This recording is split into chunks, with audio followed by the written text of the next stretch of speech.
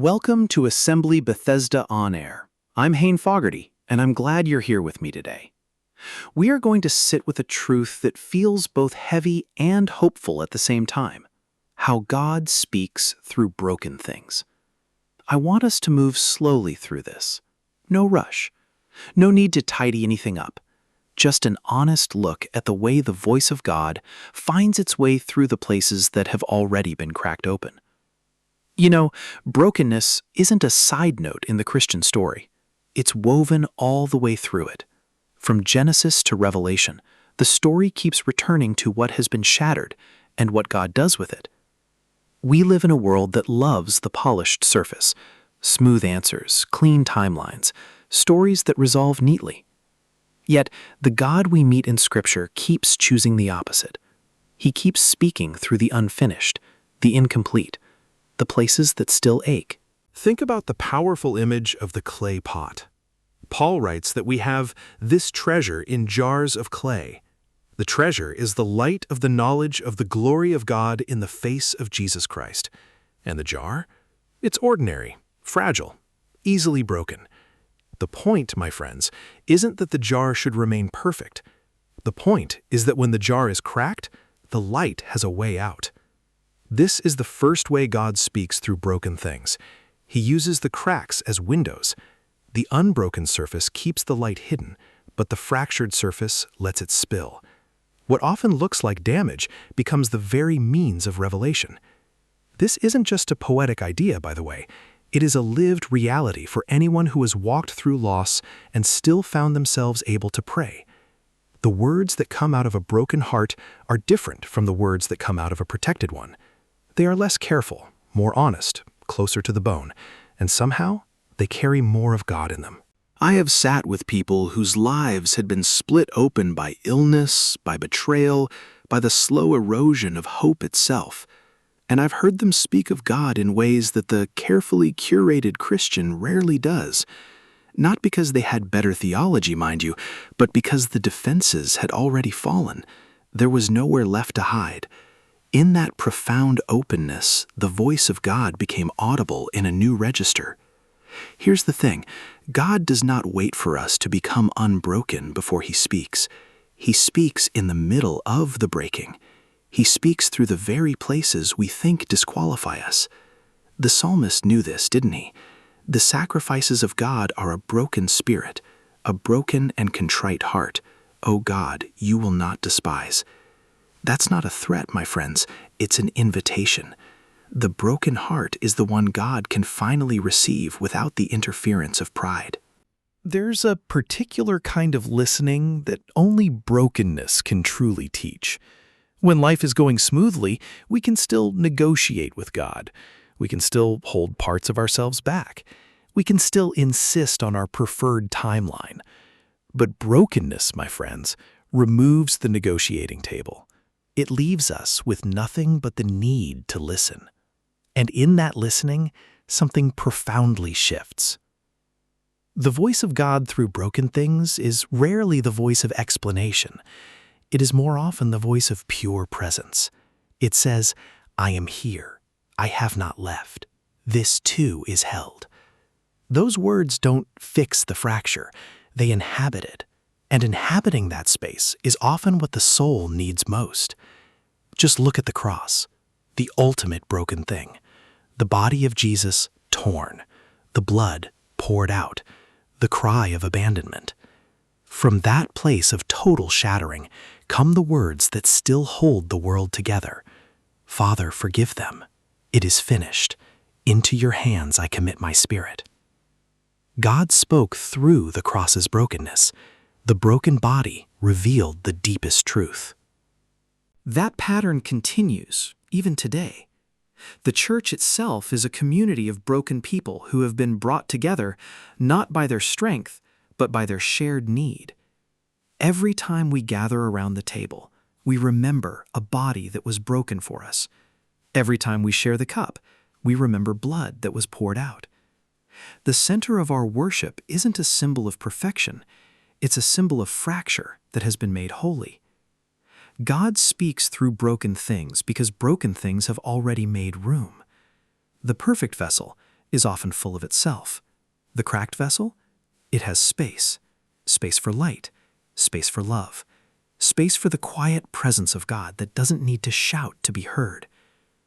This is why so many of the most enduring prayers in the Christian tradition come from people who had already been emptied. The confessions, the laments, the long nights of waiting. Their words still carry power because they weren't written from a place of control. They were written from a place of surrender. There's a temptation, I think, to treat brokenness as something to be fixed as quickly as possible so that the real spiritual life can begin. But what if the brokenness is already the place where the spiritual life is happening? What if the cracks aren't an interruption of the conversation with God, but it's deepening? I think of how light moves through a ruined cathedral. The roof may be gone, walls may lean, floor scattered with stone. Yet when the sun rises, empty windows become pure frames for the sky. The broken architecture doesn't block the light. It invites it in a way the intact building never could. The same is true for a life marked by loss. Empty places don't mean God has withdrawn. They mean the barriers that kept him at a polite distance have been removed. God's voice through broken things often sounds like patience. It's a slow insistence that even here, something is being formed, a quiet refusal to abandon what has been claimed by love. It's not always the voice we wanted, rarely with the timeline we preferred, but it comes. And it comes through the very places we thought would silence us forever. We are so practiced at covering our fractures, aren't we? We hide them with productivity, with carefully managed appearances, with that quiet determination never to need anyone too much. Yet God keeps choosing the cracked vessel. He keeps placing his voice in the places we would rather keep quiet. Think of a marriage that still prays after trust has been damaged. A body that no longer works the way it once did and still lifts its hands. A mind that has known darkness and still reaches for the light. These, my friends, are not signs that the spiritual life has failed. Far from it. They are the very places where it is most vibrantly alive. The language God uses in these broken places is rarely dramatic.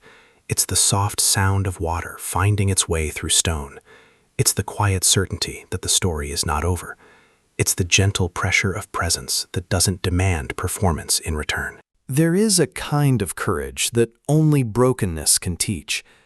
The courage to remain open when everything in us wants to close. The courage to keep listening when the answers don't come quickly. The courage to believe that the light still knows how to find its way through the cracks. This, I believe, is the heart of the Christian Gothic imagination. It's not darkness for its own sake, but the recognition that the deepest light often arrives through the places that have already been shattered. Think of the cathedral in ruin, the stained glass still glowing even when fractured, the cross standing against the sky, broken and yet the source of all healing. God speaks through broken things, not in spite of the breaking, but through it. The sound of that voice is worth every fracture it takes to hear it clearly. I want us to sit with this a little longer, because the temptation is always to move too quickly from the brokenness to the resolution, to treat the crack as a problem to be solved rather than a place to be inhabited. Yet so much of the spiritual life is about learning to stay in the places that feel unfinished. The prophets knew this truth so well. Their words are full of the language of fracture and repair, of judgment and mercy, of the God who breaks and the God who heals. They don't rush the process. They let the brokenness speak its truth, and then they listen for the word that comes after. Paul knew it too, profoundly. Think of the thorn in his flesh, the weakness that was not removed, the powerful discovery that the power of God is made perfect in weakness. That, my friends, isn't a slogan for easy days. That is the hard-won knowledge of someone who had already been broken open and found God still there. This same pattern appears in the lives of ordinary believers across centuries. The ones who kept praying after the answers stopped coming in the expected ways. The ones who kept showing up to the table, even when their hearts felt too heavy to lift.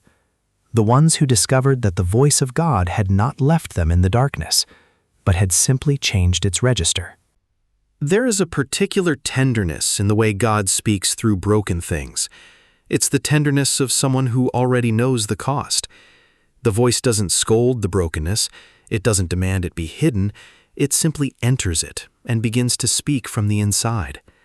This is why the Christian life can feel so different from the stories of unbroken success the world prefers.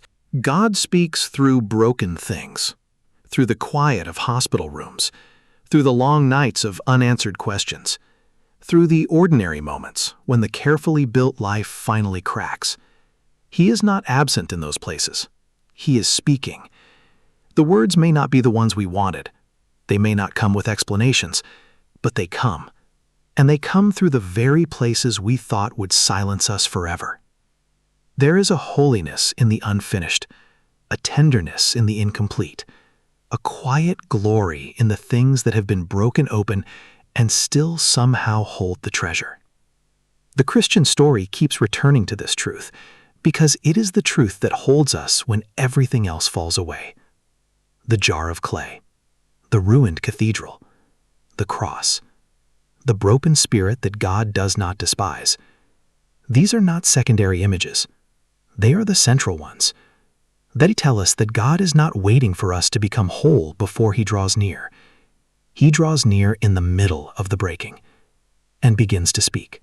I truly hope you will sit with that for a while. Let this profound idea rest in you. Allow it to gently rearrange the way you look at the cracks in your own life. See them not as places of failure, but rather as places where the light has already begun to find its way through. This perspective can change everything. Thank you for joining me today, my friends. As always, it is a genuine pleasure to spend this time with you, exploring these deep truths together. God bless, and until next time, remember this simple but powerful word: courage. If you like what I do here at Assembly Bethesda On Air and want to explore more episodes, resources, or connect with our community, head on over to www.assemblybethesda.com. I'm Hayne Fogarty, and I genuinely look forward to connecting with you again soon.